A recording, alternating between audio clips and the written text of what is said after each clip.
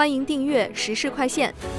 我们每日提供最新资讯，以简明扼要的方式为您呈现全球重要资讯。每天10分钟，了解天下事。下边是详细内容。今日重点摘要：英国向乌克兰增派风暴阴影导弹，用于打击俄罗斯领土。特朗普政府计划在墨西哥开展一项针对贩毒集团的新行动。德国最高将领提议对所有青年实行强制兵役制。特朗普巩固了在美国的权力，破坏了民主制度。乌克兰远程无人机袭击俄罗斯炼油厂。美国重新启用波多黎各海军基地，加剧地区紧张局势。特朗普建议乌克兰和俄罗斯应该通过战争解决冲突。特朗普下令五角大楼恢复核武器试验，声称中国和俄罗斯秘密进行核武器试验，但专家对此说法表示怀疑。乌克兰在哥本哈根和柏林开设武器出口办事处。香港法院驳回天安门烛光晚会组织者撤销起诉的请求。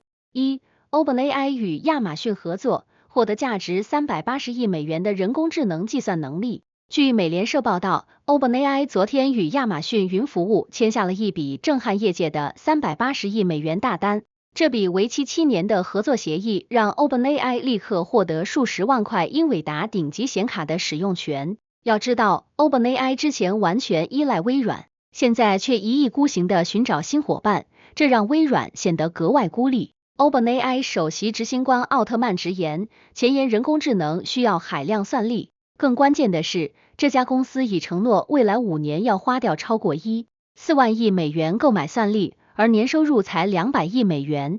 这种疯狂烧钱的模式会不会引发人工智能泡沫破裂？行业分析师警告说，当科技巨头承诺的投资总额远超实际收入时，这往往是泡沫即将破灭的危险信号。历史上互联网泡沫就是前车之鉴。英国向乌克兰增派风暴阴影导弹，用于打击俄罗斯领土。据彭博社报道，英国最近又向乌克兰秘密交付了一批风暴阴影远程巡航导弹。这款导弹射程可达550公里，威力足以炸穿3米厚的混凝土。回顾2023年，英国首次向乌克兰提供这款导弹时还遮遮掩掩，现在却毫不避讳地持续增派。去年11月，乌克兰首次用这款导弹打击俄罗斯本土，俄罗斯情报局长当即警告要对协助国进行报复。俄外长拉夫罗夫更是直言，向乌克兰提供武器是在玩火，会让北约直接卷入冲突。尽管如此，英国依然我行我素的持续供应。这种一意孤行的军援会把欧洲推向多大的战争风险？军事专家指出，当西方国家提供的武器不断升级，打击深度不断延伸时，俄罗斯的报复性升级几乎不可避免。欧洲正在危险地滑向更大规模冲突的边缘。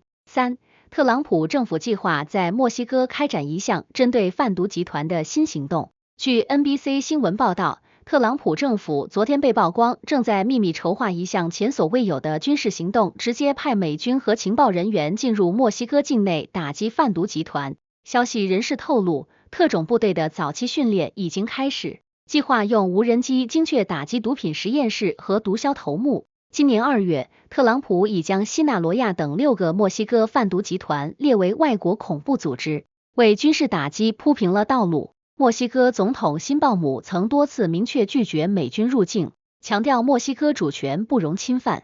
但特朗普显然不管这些，自9月以来，已在加勒比海击沉16艘疑似运毒船只，造成64人死亡。这种绕过主权国家同意的单边军事行动会引发什么外交危机？国际关系专家警告说，美国如果真的未经许可进入墨西哥作战，不仅会彻底破坏美墨关系，还可能激起整个拉美地区的强烈反美情绪，让美国在西半球陷入空前孤立。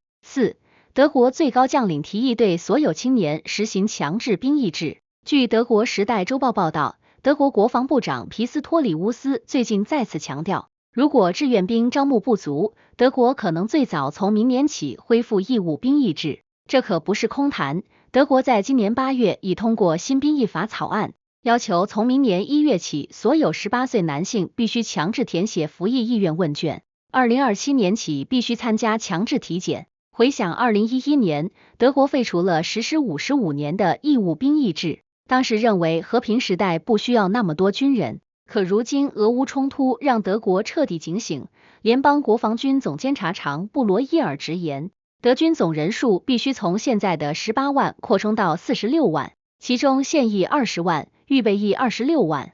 德国总理默茨更是信誓旦旦要把德军打造成欧洲最强常规军队。这种大规模扩军会不会把年轻人推向战场前线？国际安全专家警告说，当欧洲国家纷纷重启征兵制，大幅增加军费时，这往往意味着他们预计未来几年内会爆发大规模冲突。年轻一代很可能成为这场欧洲军事化浪潮的第一批牺牲品。5. 细胞周期蛋白 A2 基因促进成人类心脏细胞的修复。据基因工程新闻网报道，西奈山医学院的研究团队刚刚在《自然再生医学》期刊上发表了一项突破性发现，他们发现一种叫做细胞周期蛋白 A2 的基因，这个基因在人出生后就会自动关闭，但如果重新激活它，竟然能让成年人的心脏细胞重新分裂再生。研究人员用21岁、41岁和55岁3个捐献者的心脏细胞做实验，结果发现41岁和55岁的心脏细胞在这个基因的刺激下成功分裂，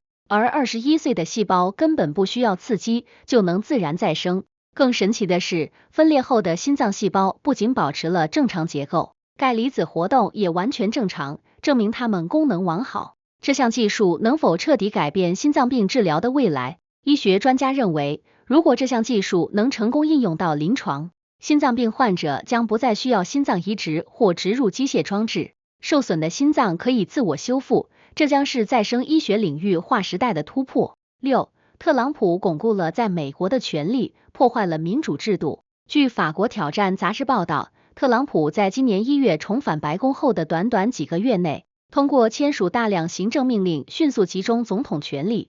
根据美国公民自由联盟和多个民主监督组织的记录，特朗普政府正在系统性的削弱司法独立，打压新闻自由，威胁批评者，干预大学学术自由。著名的2025计划更是明确提出要用忠诚的政治任命者取代数万名公务员，让 FBI 和司法部完全服从总统意志。参议员莫菲在国会警告说，特朗普正在模仿匈牙利、委内瑞拉等国的独裁者手法，通过打压记者、律师、大学和企业界这4大监督机构，逐步把美国变成表面有选举，但只有一方能赢的假民主国家。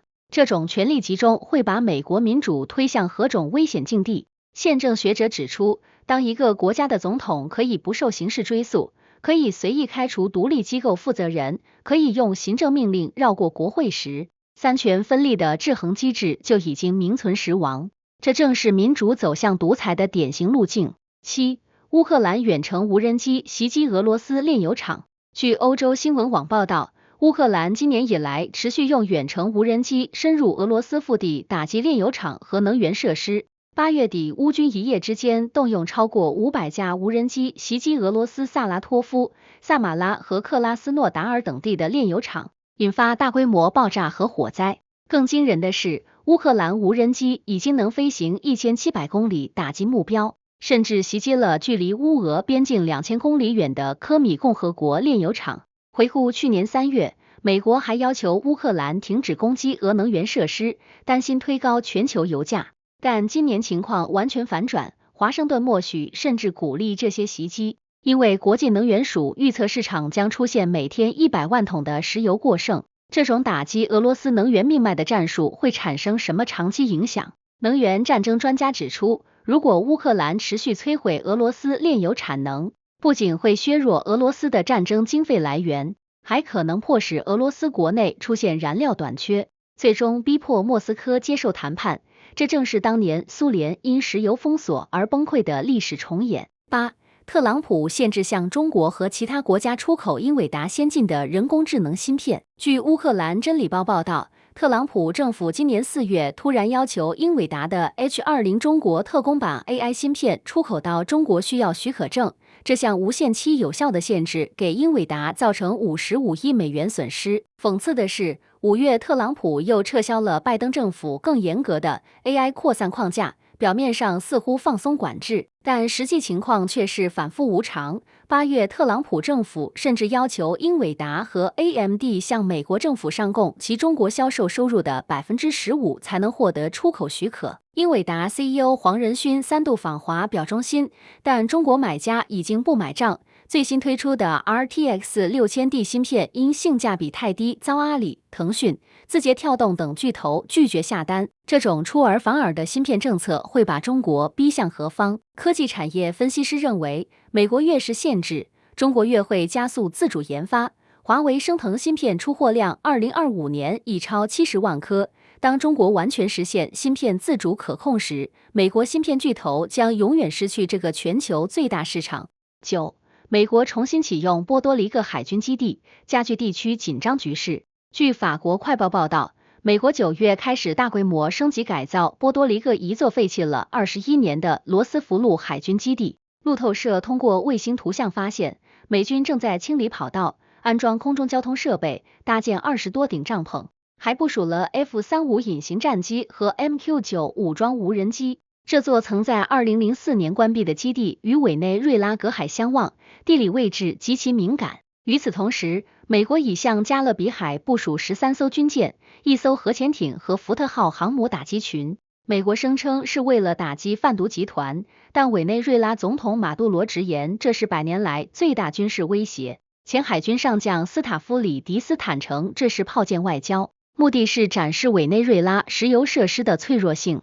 美国这种针对委内瑞拉的军事包围会引发什么后果？拉美问题专家警告说，美国以缉毒为名行政权更迭之时，真实目的是控制委内瑞拉丰富的石油资源，并威慑整个拉美地区。这种新门罗主义霸权思维可能把加勒比海变成新的火药桶。10. 捷克共和国与其右翼联盟伙伴组建新政府。据荷兰新鹿特丹商报报道，捷克政坛刚刚发生巨变。2025年10月4日，前总理巴比什领导的不满公民行动党以近35%得票率强势回归，拿下80个议会席位。这位被称为捷克版特朗普的商人政客，如今正与其右翼的自由与直接民主党以及右翼摩托党洽谈阻隔。对比4年前，现任总理费亚拉带领的亲欧盟联盟曾让捷克成为欧盟人均收容乌克兰难民最多的国家，还积极推动与台湾的合作关系。但如今民意一转，巴比什主打捷克优先，承诺削减对乌援助，聚焦国内经济。他与匈牙利总理奥班、斯洛伐克总理费佐这些亲俄领导人的密切关系，让外界格外关注。投票率高达 68.9%， 显示民众对改变的渴望有多强烈。这会让中东欧的地缘政治格局发生怎样的连锁反应？政治分析师认为，捷克可能成为欧盟内部以欧派阵营的新支点，与匈牙利、斯洛伐克形成三角抵抗，在对俄制裁和援乌问题上给布鲁塞尔制造更大阻力。欧盟的团结正面临前所未有的考验。11. 北约承诺在与俄罗斯的和平谈判开始前继续支持乌克兰。据乌克兰真理报报道，北约在俄乌和谈前景扑朔迷离之际，做出了明确表态。2025年第一季度，北约成员国已经向乌克兰拨款约200亿欧元用于军事援助。秘书长吕特强调绝对支持和平谈判，但最终取得稳定的和平很重要。这话听起来有点拗口，实际意思就是谈可以谈，但援助不能停。特朗普重返白宫后，美俄关系风向突变，普京和特朗普已经通了6次电话，形成鲜明对比的是拜登时期的零交往。但欧洲显然不想把命运交给大西洋彼岸的交易，法国、英国、德国纷纷重申对乌支持。更值得注意的是，北约在6月海牙峰会上虽然答应特朗普把军费提到 GDP 的 5%， 但乌克兰议题却被明显边缘化。北约这种嘴上支持，行动观望的态度能维持多久？国际关系专家指出，欧洲正面临战略困境，一方面担心俄罗斯做大威胁自身安全，另一方面又无力独立承担援乌重担。这种两难处境可能让乌克兰在谈判桌上处于更加被动的位置。12. 科学家改造细菌，使其产生章鱼伪装色素。据加州大学圣地亚哥分校官网报道，科学家们破解了大自然最神秘的伪装术。章鱼、乌贼这些头足类动物能在瞬间变色融入环境。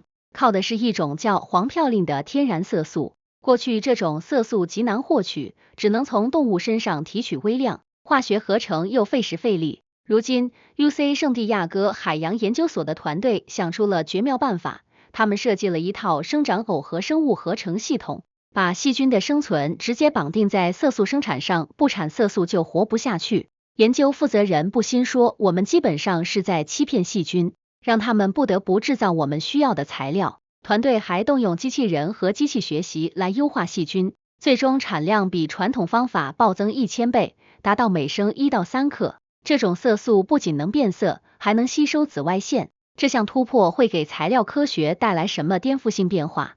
生物技术专家认为，这种自然启发的生物制造方法可能彻底改写化工产业。从天然防晒霜到变色涂料，从军事伪装到环境传感器，都有望实现清洁高效的绿色生产，告别对化石燃料的依赖。13. 科学家们正在争论南极洲赫克托里亚冰川快速消融的原因。据 CNN 报道，南极洲刚刚上演了一场冰川闪崩。赫克托里亚冰川，这个面积相当于美国费城大小的冰川，在2022年11月到12月短短2个月内就消失了近一半，退缩了8公里，创下现代观测史上最快消融纪录。科罗拉多大学博尔德分校的研究人员奥奇瓦特在分析卫星数据时，惊讶地发现这一变化。我意识到，这里正在发生非常特殊的事情。研究揭示了真正的元凶，冰川底部的冰原地形。这种平坦的海床让冰川变薄后容易上浮，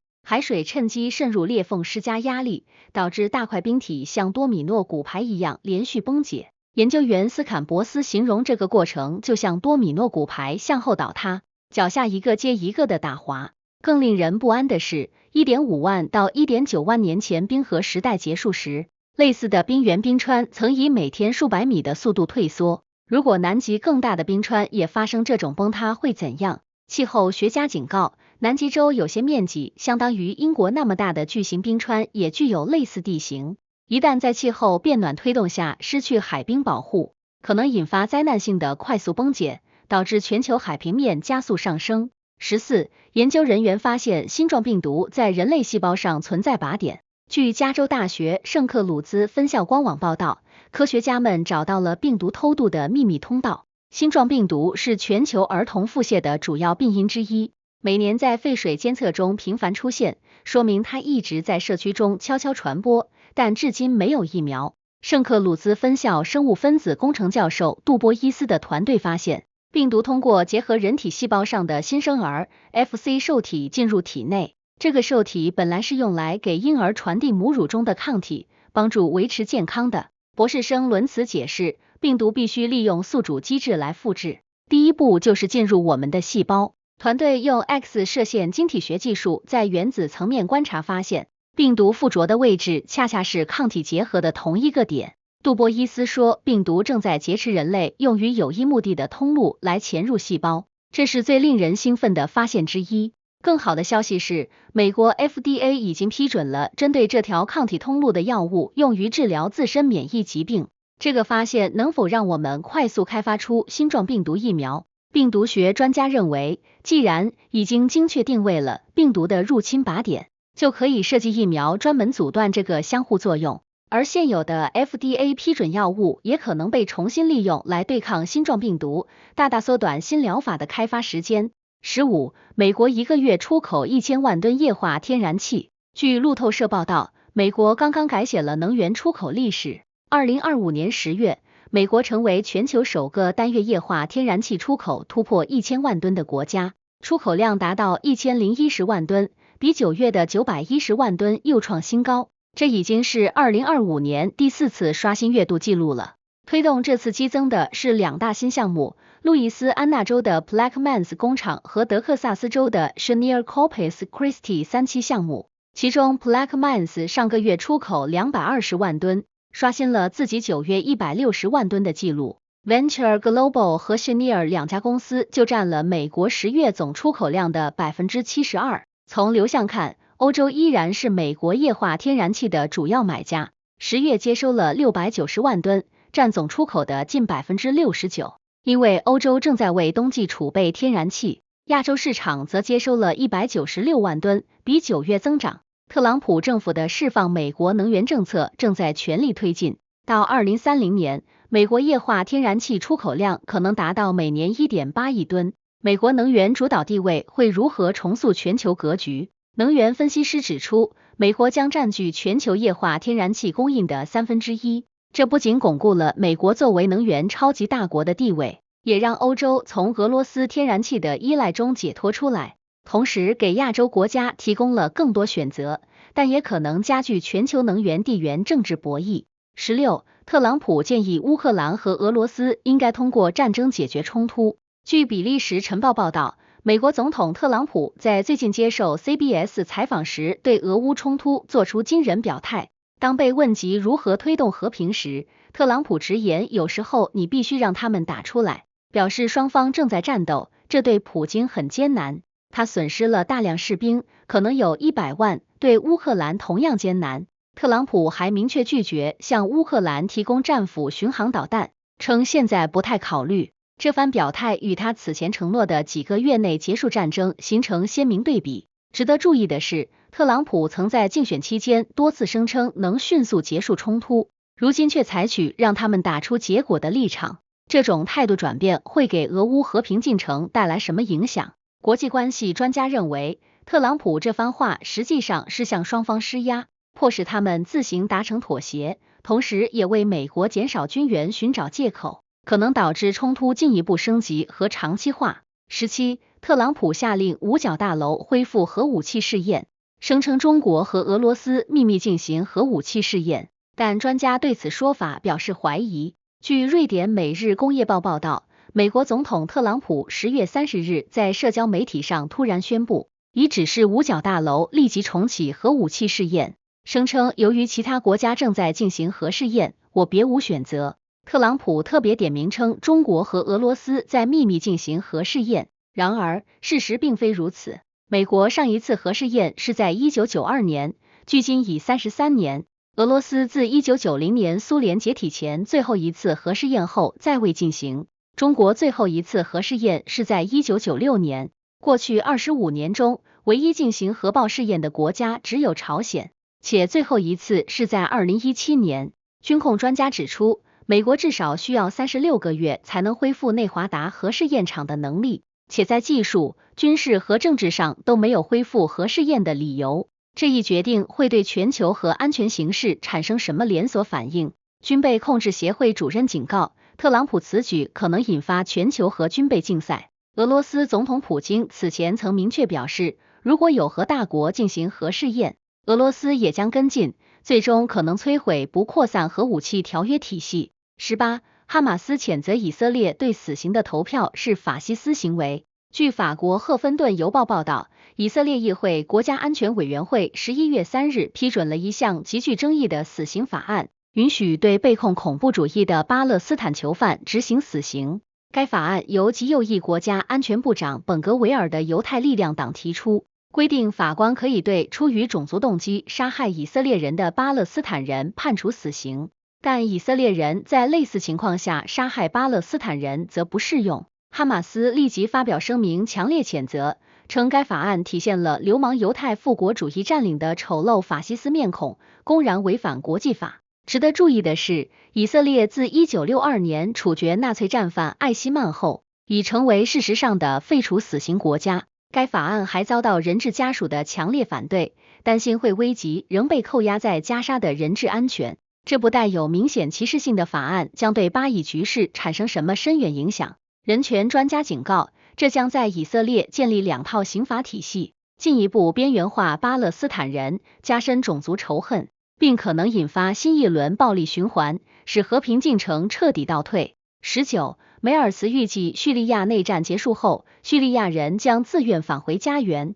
据德国第一电视台报道，德国总理梅尔茨11月3日在北部城市胡苏姆访问时宣布，叙利亚内战已经结束，不再有任何理由继续为叙利亚人提供庇护。他表示，期待大部分叙利亚难民将自愿返回家园，参与国家重建，并强调没有这些人，重建是不可能的。然而，就在几天前，德国外长瓦德富尔刚刚访问叙利亚后表示，由于基础设施严重破坏，难民返回的可能性非常有限。这番话在党内引发强烈反弹。目前德国境内约有95万叙利亚人，梅尔茨一意孤行的表态，让他在移民问题上显得格外孤立。这种强硬姿态会对德国在欧洲的领导地位产生什么影响？欧洲事务专家指出，强推遣返政策可能引发人道主义危机，损害德国在国际社会的声誉，还可能加剧欧盟内部在难民问题上的分歧。20，随着与基地组织有关联的叛军加强控制，马里面临崩溃。据以色列新闻网报道，10月底，美国驻马里大使馆发出紧急警告，要求所有美国公民立即通过商业航班离开该国。与基地组织有关联的支持伊斯兰与穆斯林组织正通过袭击油罐车、封锁商业道路来孤立首都巴马科，导致燃料短缺、学校关闭、经济陷入停滞。自2012年内战爆发以来，马里就深陷基地组织和伊斯兰国附属组织的暴力活动中。如今叛军势力不断扩大，连中国企业的矿场和工地都屡遭袭击。马里军政府竭力维持，但整个国家已摇摇欲坠。如果马里政府失去对首都的控制，会对整个西非地区造成什么连锁反应？安全专家警告，马里一旦崩溃，将成为恐怖主义的新温床，威胁周边塞内加尔、科特迪瓦等国的稳定，引发新一轮难民潮涌向欧洲。21，纽约大学朗格尼医学中心启动首个猪肾移植临床试验。据康涅狄格报报道，今年2月，美国食品药品监督管理局批准了人类史上首个猪肾移植临床试验，由联合治疗公司和 eGenesis 公司主导。这种异种肾脏来自经过10次基因编辑的猪，删除了3个会引发排斥反应的猪基因，加入了6个人类基因来提高兼容性。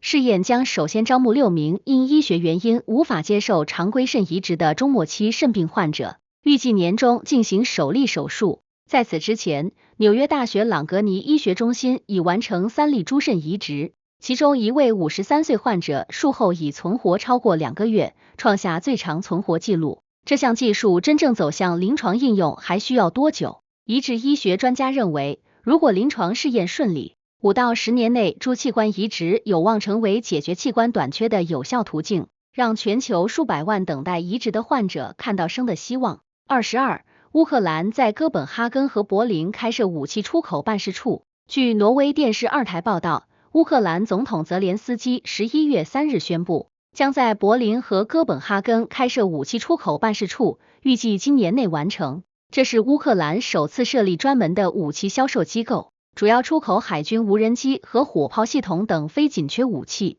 泽连斯基表示，出口收入将用于补充国内紧缺装备的生产资金。德国和丹麦被选为首批出口之都，因为这2国都是乌克兰国防工业的联合生产伙伴。乌克兰还计划年底前实现国产火烈鸟和卢塔导弹的量产，从一个武器接受国转变为武器供应商。这种战时武器出口模式能否可持续？国际军事专家认为，这标志着乌克兰正将战时经验转化为经济资源，但长期依赖武器出口可能让国家经济过度军事化。和平后的产业转型将面临巨大挑战。